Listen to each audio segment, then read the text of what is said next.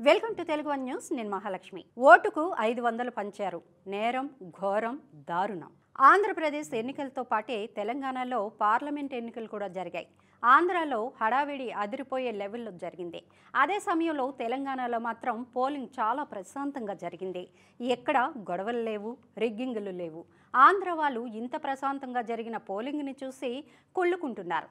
ఆంధ్రాలో అయితే పోలింగ్ జరిగేటప్పుడు గొడవలు, పోలింగ్ ముగిసాక గొడవలు, చివరికి ఫలితాలు వచ్చాక కూడా గొడవలు జరిగే అవకాశం ఉందని ఇంటెలిజెన్స్ వాళ్ళు చెబుతున్నారు. ఆంధ్ర పరిస్థితి అలా ఉంటే అదేంటో తెలంగాణలో ఎప్పుడు తిట్టుకునే కేసీఆర్, రేవంత్ అండ్ బీజేపీ వాళ్ళు కూడా చప్పుడు లేకుండా ఉన్నారు. ఇదిలా ఉంటే మెదక్ పార్లమెంటు సభ్యుడిగా పోటీ చేసిన బీజేపీ నాయకుడు రఘునందన్ రావు పోలింగ్ ముగిసిన 4 రోజుల తర్వాత మీడియా ముందుకొచ్చారు. బీఆర్ఎస్ అభ్యర్థిగా పోటీ చేసిన మాజీ ఐఏఎస్ అధికారి వెంకట్రామరెడ్డి ఓటుకు 500 రూపాయలు పంచారని, 500 చొప్పున ఎన్వలప్ కవర్లో పెట్టి గ్రామాలకు పంపిణీ చేశారని రఘునందన్ రావు ఆరోపించారు. ఓటుకు 500 పంచిన నేరం మీద ఎన్నికల కమిషన్ ఆయన్ని వెంటనే డిస్క్వాలిఫై చేయాలని డిమాండ్ చేశారు.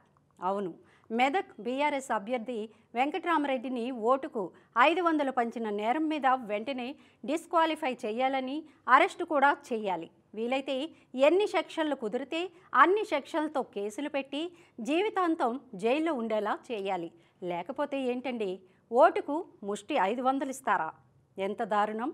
ఆంధ్రాలో వైసీపీ వాళ్ళు ఒక్కో ఓటుకు 3000 దగ్గర మొదలుపెట్టి 5000 వరకు ఇచ్చారు. కొన్ని నియోజకవర్గాల్లో అయితే తమకు రావు అనుకున్న ఓట్లను తమ వైపు తిప్పుకోవడానికి ఓటుకు 10,000 కూడా ఇచ్చారని సమాచారం. వేరే ఊళ్ళ నుంచి వచ్చిన వాళ్ళకి ఛార్జీలు కూడా ఇచ్చారు.